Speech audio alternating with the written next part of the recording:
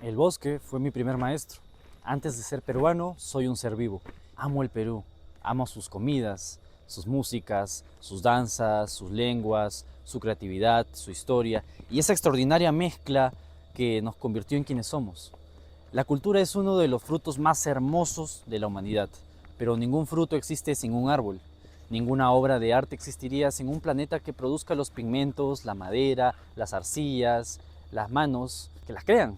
Ninguna canción existiría sin el aire que transporta el sonido, del mismo modo que ninguna receta existiría sin los suelos fértiles, el agua, las semillas, los miles de seres vivos que hacen posible cada cosecha.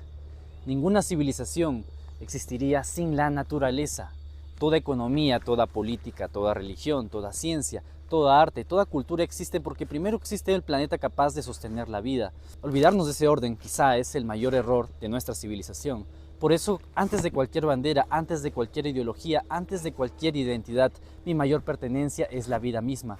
El agua que hoy corre por mis venas recorrió montañas, ríos, lagos, antes de llegar a mí. El aire que respiro ha pasado por los pulmones de millones de personas, por los bosques, por los animales y por incontables generaciones de seres vivos. Los ríos no conocen fronteras, el viento no distingue nacionalidades, las aves no necesitan pasaporte ni visa, la lluvia no pregunta qué idioma rezas ni bajo qué bandera naciste. La naturaleza no dividió al mundo, solo aprendió a hacerlo florecer. Por eso mi filosofía no nació de la política, no nació de un parlamento, no nació de una iglesia, no nació de una ideología. Nació observando un bosque. Me enseñó que la verdadera fuerza no nace de dominar, sino de encontrar el equilibrio. Que la cooperación y la competencia no son enemigas, son dos fuerzas que cuando se encuentran en armonía permiten que un ecosistema entero prospere. Me enseñó que la abundancia nace de los ciclos, no del desperdicio.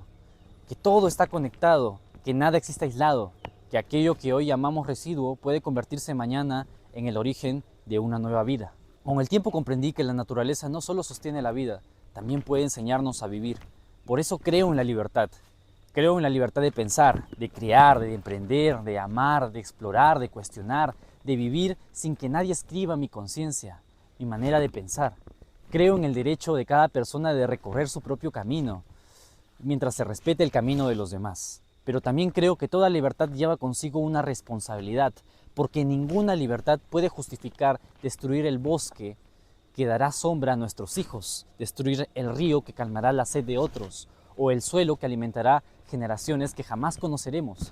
La libertad y la responsabilidad son raíces de un mismo árbol. Una sin la otra termina marchitándose. Creo que la vida siempre debe estar por encima del poder. Creo que la economía debe servir a la vida y no la vida a la economía.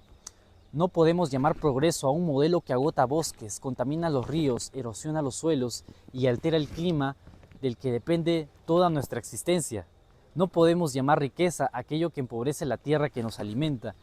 Ningún organismo crece para siempre, ningún bosque lo hace, ninguna especie lo hace. ¿Por qué habría de hacerlo nuestra economía? La verdadera prosperidad no consiste en consumir más y más, comprando más cosas y explotando más, consiste en regenerar más. Creo en una economía inspirada en los ecosistemas, donde cada proceso alimente al siguiente. La riqueza se puede medir por la fertilidad del suelo, por la pureza del agua, por la biodiversidad, por la calidad de vida en la que viven las personas. Creo también en la ciencia, porque nos ayuda a comprender el mundo. Creo en la humildad, porque nos recuerda que jamás terminaremos de aprender. Creo en la creatividad humana, creo en el emprendimiento, creo en la innovación, pero solo cuando nacen para enriquecer la vida y no para vaciarla. No entrego mi conciencia a ninguna ideología. Las ideologías nacen, cambian, desaparecen. La naturaleza lleva miles de millones de años enseñando los principios que hacen posible la vida. Así como un árbol ama profundamente sus raíces sin dejar de extender sus ramas hacia el cielo, yo abrazo mi cultura sin dejar de sentirme parte de una familia mucho más grande, la naturaleza, la vida. Creo profundamente en el ser humano, no porque seamos perfectos, sino porque somos una especie con un poder extraordinario para transformar el mundo. Somos capaces de, lamentablemente, destruir bosques, de contaminar océanos, de alterar el equilibrio del planeta. Pero también somos capaces de regenerar ecosistemas, de recuperar especies, de sanar ríos, de crear conocimiento, de compartirlo, de construir belleza, de cultivar compasión. y de proteger la vida con una inteligencia y sensibilidad extraordinarios. El mismo poder que puede destruir un bosque puede devolverle la vida, y quizá esa sea la decisión más importante de nuestra generación. La naturaleza no necesita ser salvada por nosotros. Somos nosotros quienes necesitamos volver a aprender a vivir con ella. No quiero ni me interesa conquistar la naturaleza. Quiero recordar que siempre pertenecí a ella.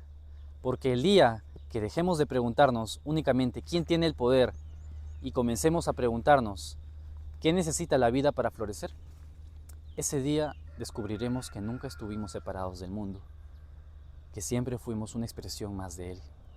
Y mientras tenga voz, seguiré sembrando esta idea, que la mayor revolución de nuestra especie no será conquistar la tierra, será aprender, por fin, a vivir en armonía con ella.